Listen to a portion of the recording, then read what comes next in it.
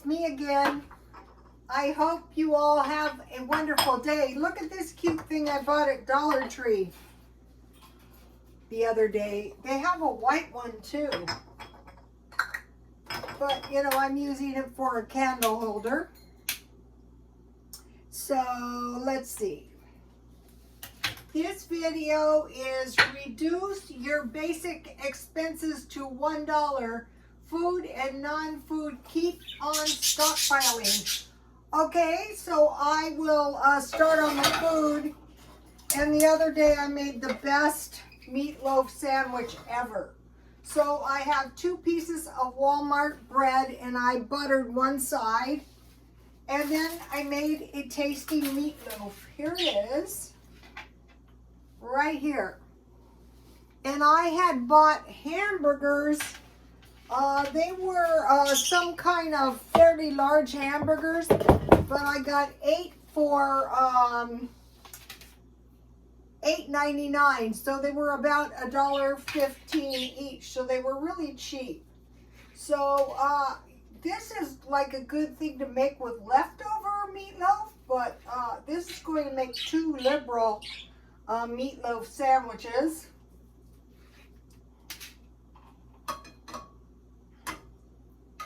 So I have my meatloaf, and I'll give you the recipe in 1 second. And then at a grocery outlet, I bought Cracker Barrel cheese, really cheap. So I want to put quite a bit on here. I want to put all of the cheese I grated. So here is what we have so far. Here it is. See, this is going to be a large meatloaf sandwich. That is okay. I am very hungry. It is very, very late. Okay, and then I have more than enough. So out of my 1 hamburger, I made a large amount of meatloaf for just a lot bigger than 1 hamburger. So here is my meatloaf recipe. I just took my hamburger. This would be a good thing to make out of textured soy if you're a vegetarian, or meatballs would be really good. Just add, you take your textured soy and you add hot broth to it because it's kind of blah. Onion, garlic, egg, breadcrumbs, and I use mushroom. Top with ketchup and bacon. And I bought my bacon cheap too. And today I bought more mushrooms. And these are about $2.50, so it's only 8 more cents for 2 small cans I bought at Walmart. And so what I've been doing, like if I was really hungry or I had kids, I could make French fries to go with this. And then, so here is the meatloaf sandwich. It's going to be meatloaf, cheese, butter, and then grill. And I'm going to make mayonnaise, horseradish, and ketchup dipping sauce. And I made this so it's equal parts. I made this the other night and it was so delicious. It really was. So I'm going to add about a tablespoon. This is Walmart horseradish. It's good enough for my purposes. The birds are happy. Today I was doing housework. They were keeping me company.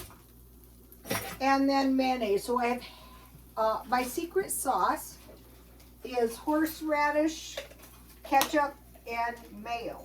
Equal parts. Here it is.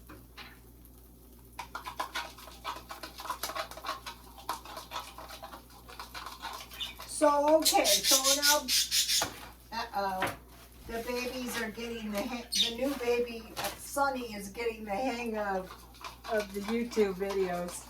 He's such a good bird. I can't believe my son found another perfect one. Maybe it's just that I'm the perfect mother.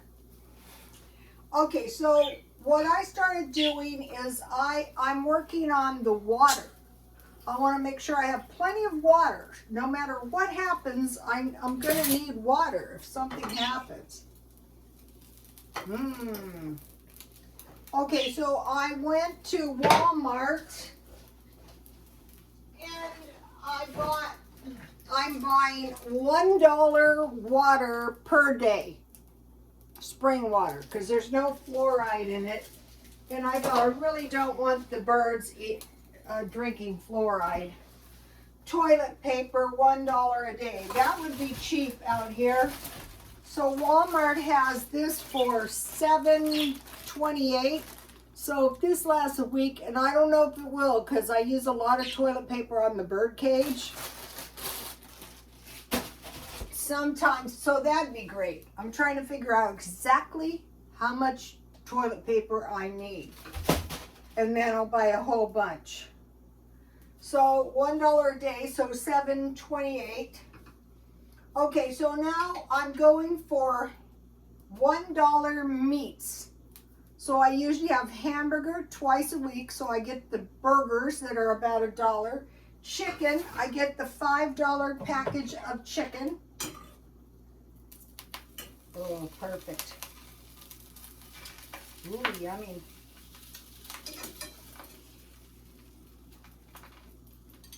So chicken, I get the $5 package of chicken, and 3 chicken legs is $1. Hot dogs or sausages, I buy those on sale. Sometimes I eat them 2 times a week. A breakfast meal, eggs were 14 cents this week, and a sandwich.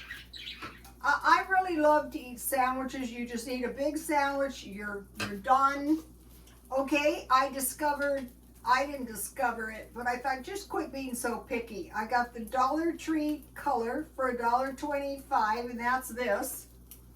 And then try to make one homemade item. So here I made a big, we pay so much for our food. This is 1 cucumber, 1 bell pepper, and a half an onion, and 1 jalapeno pepper, because I discovered a really good brine.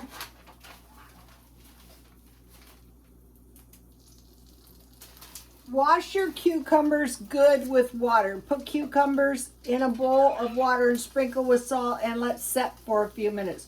Wash good in water. Peel most of the skin off. I don't like eating the cucumber skin.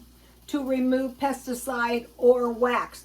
Put the thinly sliced cucumbers and onion, or whatever you want to pickle, into a bowl. Sprinkle with salt and garlic powder to taste. Oh, I forgot the garlic powder. Heat 2 cups vinegar, 2 cups water, 1 tablespoon pickling sauce, salt, spice, and a half a cup of sugar. You heat it to boiling, and then you pour it over your veggies. And if you just want to make refrigerator pickles like I did that you're going to eat, you don't have to can them, but you can them. So now I have some, I made 2 of these last week. So with this sandwich, my pickles, my homemade pickles are going to taste really good. So buying the mushrooms, I bought a big jar of olives. I still have a lot left. That is really going to stretch your budget. Okay, so and keep stockpiling. No matter what. So today, they didn't have the Walmart pickling spice, but I bought this one at Walmart, and this was $3.97. So when next time they come back with the $1 pickling spices, I will buy 6. I bought 3 packages of Jell-O.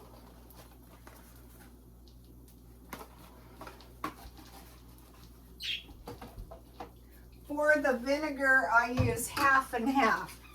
This drives the price up, the rice vinegar, but it's very delicious. And then this is just, I think this, yeah, this is just the Walmart. Okay, now, then to go on top of my Jell-O, I bought the Walmart, you know, if you buy the Walmart brand, it's almost cheaper than you can make it. But what I will do with this is when I get down to about a cup, I will use the last bit of it to make more yogurt. And I will tell you. So that goes back to making, here's the big can of jalapenos. guess what? I'll tell you one example of inflation. Start looking for big cans and see what you can see. All right, now let's see if it's ready. This is going to be delicious. Perfect. Yum. This is homemade food, but it's not too taxing to make this.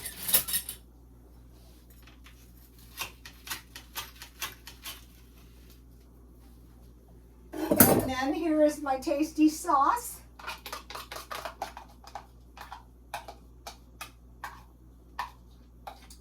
I'm working on the house. I'm getting ready for Christmas.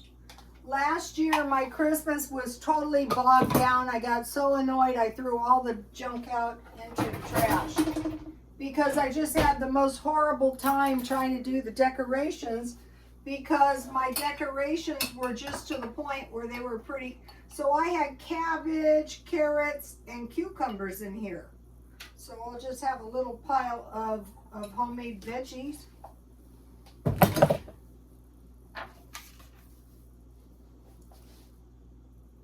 This isn't a bad meal, and this dipping sauce really tastes good. Okay, so the large yogurt was $2.36. And so what I usually do is I wait until I have like shelf-stable milk, a little bit left, or some evaporated milk. If I use evaporated milk, I use half evaporated milk, half water, and I make some yogurt. I might try to make the yogurt in my pressure cooker. One of my problems was today with the housework is I bought 2 pressure cookers. I bought a lamp. I thought I was gonna put my punch bowl out, and I thought, no, this is just clutter. So I had to move those upstairs, and it really helped getting them out of the living room. Okay, now, so I'm working on Christmas little by little by little, and I am still feng shuiing the house, and it's starting to get pretty decent. Okay, now there have been some nasty predictions about a global depression in 2025. So I think the prudent thing to do is prepare now, and the best thing we can do is stockpile a little food all the time. So if as little as you spent on food was $200 in 1 year, that would be $2,400. So you could free up some money because the inflation is expected to be on food and utilities, and they're saying the inflation is not going anywhere. Don't we all kind of know it's not going anywhere because it's not going anywhere? Okay, and so what they're saying is we're going to start feeling it the second half of the year. We should just be glad we're not somewhere else where there's a you-know-what. But we're going to start feeling it, and then there's going to be a little bit of a relief, and then people are going to really start to realize just how bad it is. And they're going, well, what is the big surprise? There's usually some kind of recession in every decade. So, you know, and I go, yeah, right. Okay, so inflation on energy and food prices. So now they're saying one bad thing is the mortgage and the credit card interest is going up, which is leaving less spendable income. Okay, when a huge portion of the population has, I've been through these, less spendable income, a lot of bad stuff starts happening, like foreclosures and repos. Okay, so, and the household debt, you know, there can be, you know, loss of credit, you know, it can happen. So now they're saying that some people who have bought cars they really can't afford are finding themselves caught with cars they owe more money than the car is worth, and they don't know it until they go in to trade in the car and they find out their car is of little value. 15% of the population has a car payment of $1,000 or more. Now, China, this is going to affect us too. For the first time in 60 years, China's population is not growing, it's getting smaller. I think it's because a lot of bad things happened over there during the COVID that we probably didn't even know the half of it. And then another thing is we're starting to see spotty reports of famines. And don't think it can't happen. Don't think it can't happen, because it can happen. So, like, if you have a roof over your head and food, you can survive. I mean, even if some of the time you had very scanty utilities, like only one room, you could get by somehow.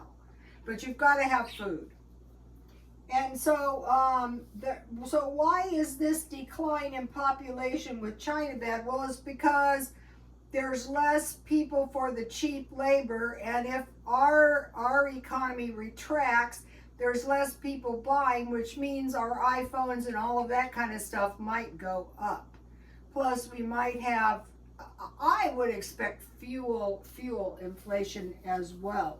So we want to be careful to be thinking, if we do have some kind of terrible recession and we have a house full of food because we bought a little bit at a time, it's going to help us so much. The big cans of mushrooms, so you can stretch your meat. The big cans of olives, so you can, and big blocks of cheese and things like that in the freezer. Okay, so now what?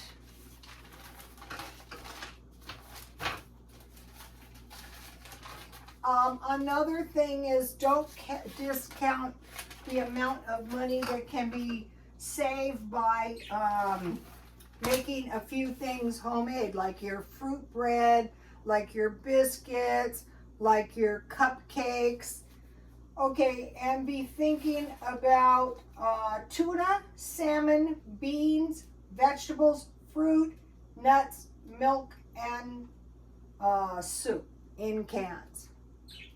This week I made a few meals out of my canned food. The chili that I made actually created 2 meals. And I'm going to be making more meals out of my... When I was young, this was a way of life. My neighbor used to do it entirely different. He would pack his whole house full of hamburger helper. And he had 5 kids, and the whole kitchen would be jammed full of hamburger helpers, and by the end of the month, there wouldn't be one morsel of food left. But he was in the military. I was a self-employed hairstylist, so, you know, you never knew. If there was a recession, let me tell you, the hairdressers would have a recession. I remember I worked in this shop, and I was the only one with a checking account. And I would cash everyone's paycheck. Recently, before I retired, my bank finally told me, you're guaranteeing this paycheck. I thought, oh, that doesn't seem to be entirely very smart. So you ought to be thinking about that. And so okay, so now one last thing. So what is the solution for this looming problem? Cut spending and increase your savings. Just little by little. Imagine a faucet that is running. And if you don't let it drain, it's going to flood your whole house. It's the same thing with your food. It's the same thing with your money. I mean, even trying to grow a little bit of a indoor garden, even if you only grow onions, you know, chives have doubled. They've gone from, dried chives have gone through for $1 to $2. Or even if you grew a little cherry tomato plant in the house, you know, at some point you might have half a dozen cherry tomatoes. Or if you kept your romaine lettuce and you put it in some water and grew some roots and it started sprouting up, and 1 or 2 times a week you would have a BLT or something. Okay, you guys, please like, comment, and subscribe, and God bless you all.